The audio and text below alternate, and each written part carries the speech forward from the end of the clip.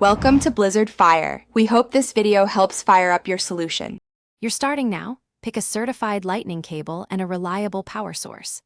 Gently inspect both the cable plug and the iPhone port for lint or damage.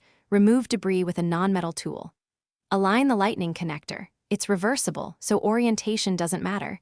Then insert firmly until it seats.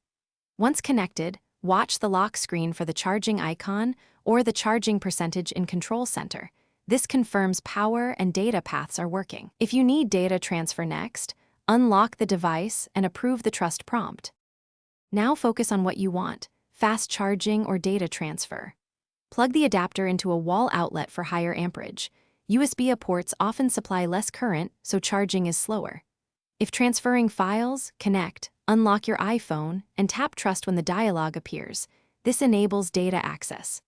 Open Finder on Mac OS Catalina Plus or iTunes on older Mac OS/Windows to view the device, then choose Backup, Sync, or File Import options. Make sure the cable doesn't wiggle during transfer to avoid corruption.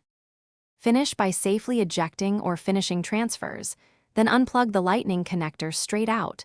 Don't yank at an angle. If charging doesn't start, make sure the outlet works and try a different certified cable and adapter. Swapped accessories quickly isolate the problem. If the port is loose, shows debris after cleaning, or charging is intermittent, reboot the iPhone and test again. If issues persist, schedule service with Apple or an authorized technician. Do this because internal port damage needs expert repair to avoid further harm.